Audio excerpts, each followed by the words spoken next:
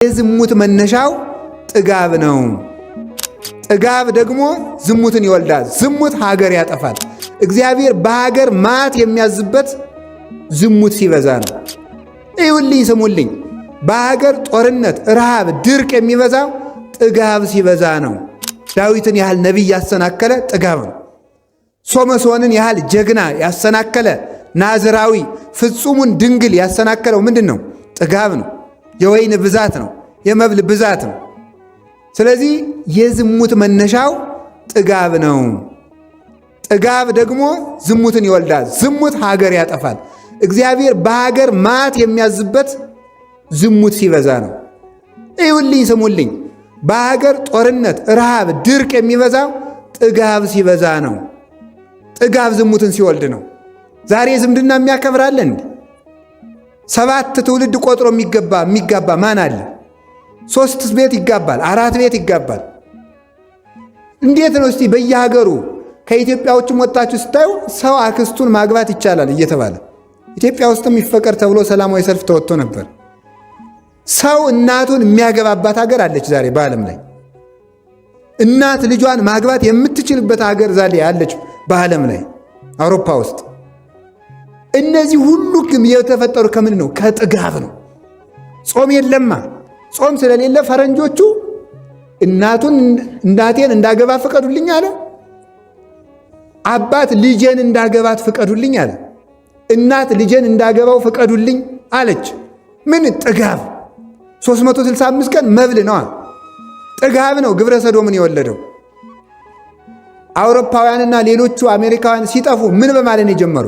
ጾም ይቅርብን ብሎ ማርቲን ሉተር ጾም ይቅር ብሎ ጀመር አይደለም? እንደምታውቁት እንዲያው ሳቅ ሳቅ የሚል ቃል ልንገራችሁ። ዝም ብለው የጅል ቃላል ቁርስም እንደሚባል በእንግሊዝኛ ብሬክ ፋስት አይደለም?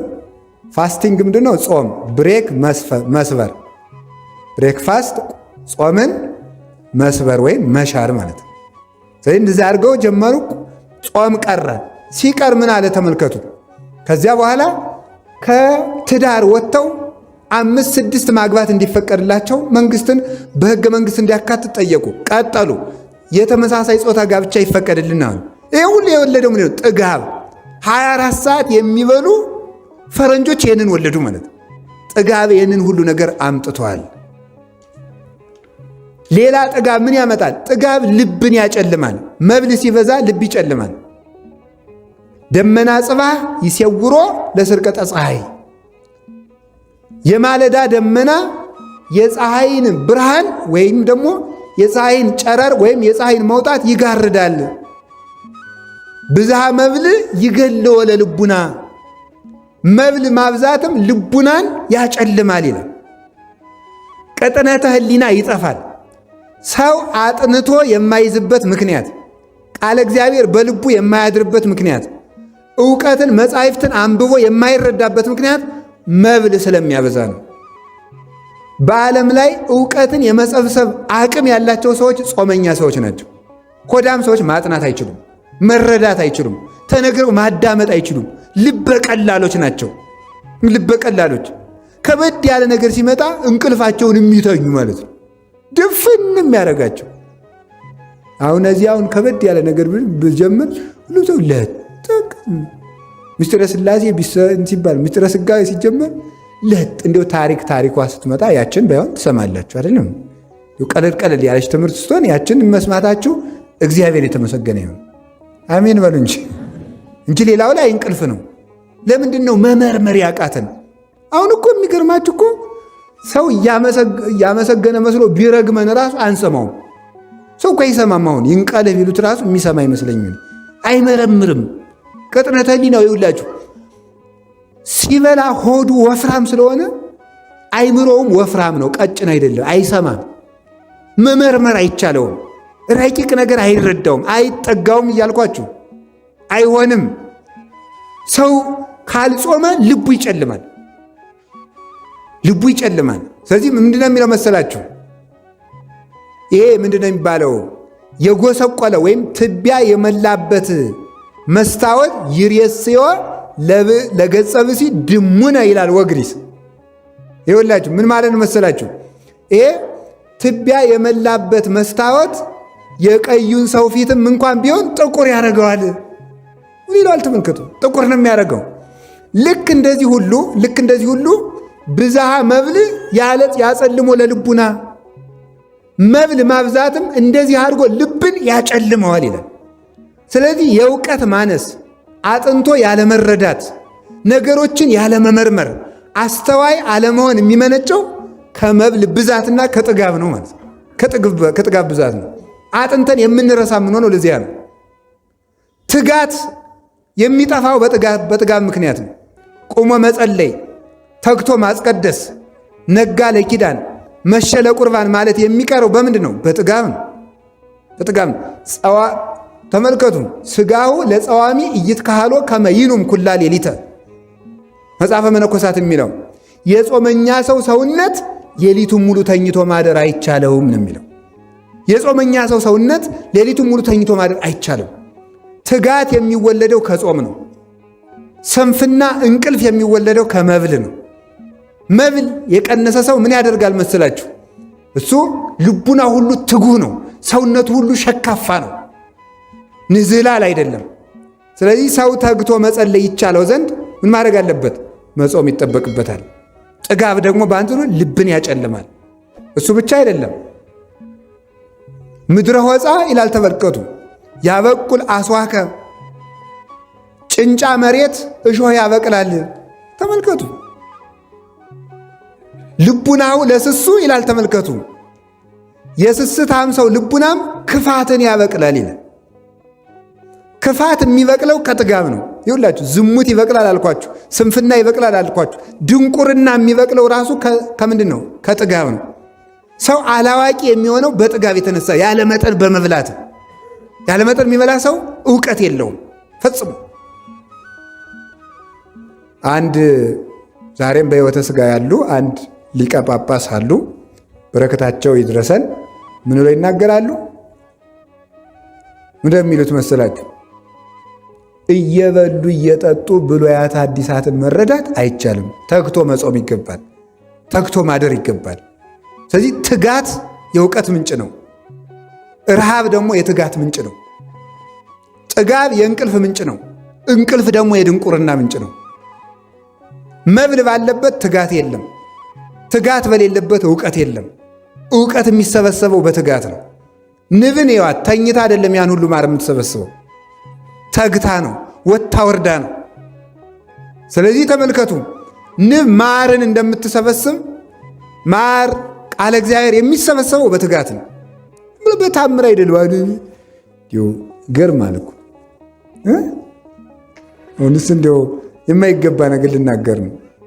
ሰው በቃ እንዲሁ ጥግብ ታምር ፍለጋ ዝም ብሎ ማጥናት ሲያቅት ጊዜ ዝም ብለት እየበላ ለጥበልና እስቲ እንዲያው የጥናት መድኃኒት ምንድን ነው ተበጥብጦ የሚሰጣል እያልክ ተጃጃል። እንግዲህ አታጠናም ተግታ እንቅልፍትን አትቀንስም። እንዲህ ተጋድመ እንደ ግንድ እያደርክ እንዲህ ነው አብሾ በየት ነው የሚገይበል? እንግዲህ ያለ ነገር የለም። እንዲሁ እግዚአብሔር እንዲሁ የሚደገም አለ። የእውቀት የድሮ አባቶች የሚጠቀሙት ነበረ። ይህ እንዲሁ ማምላክን እንዲሁ ደም ያፈላል አዛኝ እንዲሁ አይባልም እንጂ ነውር አይደለም። እንዲህ የእነ ዮሐንስ አፈወርቅ ልጅ ሁነን እንዲሁ ይሄ ወረቀት ፍለጋ ድግምት ፍለጋ ደግሞ ምንድን ነው? ዮሐንስ አፈወርቅ ብሉይና አዲሳትን ያጠናቸው ምን አድርጎ ነው? 15 ዓመት በሙሉ ገብስ በሚዛን እየመዘነ እየበላ ነው። ትጋት ነው፣ ጾም ነው እውቀትን የሚገልጠው። ይሄ ደግሞ ጨጨጨጀጀ ዝም ብሎ ድዝድዝና ይሄ ክርታስ ፍለጋ ደግሞ መሮጥ ምንድን ነው ደግሞ? የሰው ልጅ ክርስቶስን ያህል ጥበብ እያለ ጥበብ ኃጢአት ነው ምንድን ነው? አሁን ስትሳቡት የቄሱ ተማሪ ሁላ እንዲያሚል ጥበብ ኃጢአት ነው እንዴት ነው ይላል። ጥበብ ኃጢአት ነው ማለት ምንድን ነው? ለእውቀት ብሎ የሆነ ነገር ቢጠጡ ምንድን ነው? ይሄ ተኝተ እያድርግ ያን በጥብጠት ጠጥተህ ሊቁነ እግዚአብሔርም አይፈልግም እንዲህ ያለ ነገር። እስቲ አሁን ከነቢያት ከሐዋርያት ከሊቃውንት አንድ ቅጠል በጥብጦ ሊቅ የሆነ ሰው አለ? የለም፣ ማንም የለም። ያሬድ ነው? አባ ጊዮርጊስ ነው? ዮሐንስ አፈወርቅ ነው? ቄርሎስ ነው? ማን ነው? እስቲ አሁን አንድ ማን አለ? እስቲ አሁን ለወደፊቱ ሰው የእውቀት መድኃኒት መጠጣት ይቻላል አይቻልም ብሎ ከጠይቃችሁ ከሊቃውንት የጠጣ ሰው አምጣ ነው። ከሊቃውንት የጠጣ ሰው አምጣ። እስቲ ከቅዱሳን በገድልም ሆነ በድርሳን እገሌ ይህንን ቅጠል ጠጥቶ ሊቆን የሚል ካመጣት ጥሩ። አባቶቻችን ካላደረጉት ደግሞ ምንድነው? ንነሰን ተሉ እምነት አበዊነ ቅዱሳን ዘይንበለ ተወላውሎ ነው የሚለው ቅዱስ ቄርሎስ ሲናገር ሃይማኖተ አበው ላይ። እኛ አባቶቻችን ጎዳና ያለ ጥርጥር ሃይማኖታቸውን ከነስራቸው ነው የምንከተላቸው። ይሄ ነው። ሰው ለምንድን ነው አዋቂ የማይሆነው ካላችሁ፣ ድንቁርና የሚወለደው ከስንፍና ነው። ስንፍና የሚወለደው ከጥጋብ ነው ማለት ነው። ጥጋብ ልብን ያጨልማል። ጥጋብ የውርደት ምንጭ ነው። ጾምን መሻር የውርደት ምንጭ ነው። ጸሎቱ ለዘይጸጉም በአሚን ይከውን። ተመልከቱ፣ ከመጸጉረ ንስር ዘይሰርር መልዕልተ አየር ይላል ሲናገር። አምኖ የሚጸልይ ሰው ጸሎቱ ለዘይጸውም በአሚን እየጾመ በእምነት የሚጸልይ ሰው ጸሎት ይላል በአየር ላይ እንደሚበር እንደ ንስር ጸጉር ነው የሚለው። እንደ ንስር ጥጋቡ አያሰጥመውም፣ በእንቅልፍ ባህር አይሰጥምም ማለት ነው። ስለዚህ ከፍ አድርጎ ጸሎቱ የሚያርግለት ጥጋቡን የቀነሰ ሰው ነው። የጾመኛ ሰው ጸሎት ያርጋል። እሱን ነው የሚናገረው። ወጽጋብሰ ያወርድ ታሕተ፣ ጥጋብ ግን ወደ ታች ያወርደዋል። አዳምን ወደ ታች ያወረደው ምን እንደሆነ ልንገራችሁ፣ መብል ነው። የአዳም ልልናው ምን ነበረ? ጾም። ሁላችሁ ወቁት። የአዳም ልልናው ጾም ነበር። የአዳም ውርደቱ መብል ነው፣ ጥጋብ ነው። ስለዚህ እግዚአብሔር የቅድስናን መጀመሪያ የጀመረው በጾም ነው። ውርደት የተጀመረ በመብል ነው። አዳም በለስን ሲበላ ውርደት ተጀመረ። ይኸውላችሁ የሉቃስ ወንጌል ምዕራፍ 10 ላይ አሃዱ ብእሲ እንዘ ይወርድ እምኢየሩሳሌም ውስተ ኢያሪሆ ረከብዎ ፈያት ወፈቅዕዎ ወሰለብዎ። አንድ ሰው ከኢየሩሳሌም ወደ ኢያሪኮ ሲሄድ ወንበዴዎች አግኝተው ደበደቡት ብሎ ጌታ ምሳሌ መስሎ ተናገረ። አንድ ካህን መጣ፣ አልፎት ሄደ። አንድ ሌዋዊ መጣ፣ አልፎት ሄደ። አንድ ሳምራዊ መጣ፣ አገኘውና አዘነለት። በቁስሉ ላይ ወይንና ዘይት አፈሰሰለት። በአህያውም ጭኖ ወሰደው። ለሳምራዊ ወሰደው፣ ሰጠና 2 ሳንቲም ሰጥቶ በእነዚህ ፈውስልኝ አለው አለ። አንድ ሰው ከኢየሩሳሌም ወደ ኢያሪኮ ሲወርድ የተባለው ምን መሰላችሁ? አዳም ከልልና ነፍስ ሲዋረድ ማለት ነው። ሲዋረድ ወንበዴዎች አገኙት። ወንበዴዎች የተባሉት አጋንንት ናቸው። አዳም ከኢየሩሳሌም ወደ ኢያሪኮ ሲወርድ ማለት ከቅድስና ወደ ኃጢአት ወደ ውርደት ሲወርድ አግኝተውት ወንበዴዎች ደበደቡት ማለት። አዳም ሲወርድ አጋንንት ደበደቡት። አዳም መውረድ የጀመረ በምንድን ነው? በመብል ነው። አጋንንትን የሚሰበስባቸው ምንድን ነው? መብል። አጋንንት እኛን በዝሙት የሚደበድቡን፣ በቂም የሚደበድቡን በምን ይመስላችኋል? በነገር የሚደበድቡን በምን ይመስላችኋል? በጥጋብ ነው። አዳም ሲወርድ የተገኘ በመብል ነው። ሲወርድ ባያገኙት ወንበዴዎች ባልደበደቡት ነበር። የደበደቡት ደግሞ ሲወርድ አግኝተውት ነው። የወረደ በጥጋብ ነው። አየህ። ስለዚህ አዳም የወረደ በመብል ስለሆነ የአዳም ውርደት በመብል ስለተጀመረ ትንሣያችንን ክርስቶስ በጾም ጀመረው። ለዚህ ነው መጀመሪያ 40 ቀን ጾሞ ስብከትን የጀመረበት ምክንያት። ውርደት በመብል እንደተጀመረ ትንሣኤ በጾም ይጀመራልና የመጨረሻው ሕይወታችንም ጾም ስለሆነ መብል አይደለም። የሚገርማችሁ ተመልከቱ። ዝውቱ ግብረ አይርው ማሪሳቅ አዘውትሮ ጾም እየሻሩ በሕግ ከተወሰነው ሰዓት በታች ሰዓት እየቀነሱ ጾምን ቀንሶ መብላት የእሪያና የአሳማ ሥራ ነው ይላል። የአሳማ ሥራ ነው። ምን ትሑቱ ግብረ ተመልከቱ። ግብረ አይሩ የአሳማ ተግባሩ ምንድን ነው ብለህ ብትጠይቀኝ አለ። አሳማ ተግባሩ ምንድን ነው? አኮኑ ተጸምዶ ለመብል ዘይንበለ ውሳኔ፣ ያለ መጠን መብላት ነው እንጂ ሌላ ምንድን ነው? ያለ ጊዜው መብላት አይደለምን ይላል። በመጽሐፍ ቅዱስ አሳማ እንደማይበላ ታውቃላችሁ አይደል? ይበላል አይበላም? ለምን የማይበላው? አሳማ ለምን ነው የማይበላው? ሆዳም ስለሆነ ነው። አሳማ አይበላም ማለት ሆዳም ሰው አይጸድቅም ማለት ነው። ገብቷችኋል? አሳማ አይበላም ማለት እሱ ነው እንጂ እግዚአብሔር ስለ አሳማ አለመበላት ብቻ ነው የሚተናገር። እያንዳንዷ የብሉይ ኪዳን ቃል ወርቅ ስለሆነች ነው። ሌላው አሳማ ባለቤቱን የሚያውቀው መብል ይዞ ሲመጣ ብቻ ነው። ሌላ አያውቀው። ውሻ በሽታ ነው የሚያውቀው፣ አሳማ በመብል ነው የሚያውቅ። ስለዚህ አሳማ አይጸድቅም፣ አሳማ አይበላም የተባለበት ምክንያት አሳማ ጌታውን የሚያውቀው ሲያበላው ብቻ እንደሆነ እግዚአብሔርን ሲያበላቸው ብቻ የሚያመሰግኑ ሰዎች የእግዚአብሔር ሰዎች አይደሉም ማለት ነው። ለዚህ ነበር ጌታም 5 እንጀራ አበርክቶ ካበላ በኋላ እየተከተሉ የፈልጉትን ሰዎች አራራራ እንዲህ እያደረገ የሚያበላ ከሆነስ እናንግሰው። ቢራቡ ያመሳል፣ ቢታመሙ ይፈውሳል፣ ቢሞቱ ያነሳል። እንዲህ ያለውን ሰው ቢያነግሱት ምን ይብሳል? እናንግሰው። ሐዋርያት ደግሞ ይዋሃል እኛ እንዝላችኋለን ብለው ነበረ። ደግሞ ተሰወራቸው። ሕዝቡ በመርከብ ተሳፍሮ እየፈለገ ሄደ። መምህር የት ሄደህ ነው? ጠፍተን። አማን አማን እብለክሙ አኮ ዘተሐስሱኒ በእንተ ዘሬክሙ ታምራት። አሁን ትምህርቴን ብላችሁ ነው የመጣችሁ? አሁን ታምራቴን ብላችሁ ነው? አላ በእንተ ዘበላይክሙ ወበእንተ ዘጸገብክሙ ህብስተ፣ በልታችሁ ስለጠገባችሁ ነው የተከተላችሁኝ አላቸው። ስለዚህ ጥጋብ ነው እኔን ያስፈልጋችሁና በመብል የመጣ በመብል ይሄዳል አልፈልግም አላቸው። ተገበሩ እንኮሳ እኮ ለመብል ኃላፊ አላ ለኃላፊ ለጠፊ ምግብ ባሪያ መሆናችሁን ተውት። አላ ለመብል ዘይነብር ለሕይወት ዘላለም ዘይወክም ወልደ እጓለ እመሕያው፣ የሰው ልጅ ለሚሰጣችሁ በመልዕልተ መስቀል ሥጋውን ቆርሶ ደሙን አፍሶ ለሚሰጣችሁ ለሕይወት ምግብ ለሥጋውና ለደሙ ተገዙ እንጂ የመብል ባሪያ አትሁኑ። አሳማ አይበላምና ለመብል ልባችሁ ክርስቶስን አትፈልጉት ሲል ነው። ሌላው መጽሐፍ ምንድን ነው የሚለው? አዕዋፍ ይሰገሩ በእንተ መብልዖሙ፣ ወፎች የሚጠመዱት በመብል ነው፣ ነፍስ የምትጠመደውም በመብል ነው ይላል። ሰው ወጥመድ ውስጥ የሚገባው በመብል ምክንያት ነው። ሆዳም ሰዎች ናቸው ሀገርን የሚሸጡ፣ ሆዳም ሰዎች ናቸው ሕዝብ የሚሸጡ፣ ሆዳም ሰዎች ናቸው ራሳቸውንም የሚሸጡ፣ የሆዳቸው ባሪያዎች እለ ከርሶሙ አምላኮሙ። ሆዳም ሰዎች እንኳን ወገናቸውን አምላካቸውን ይሸጣሉ።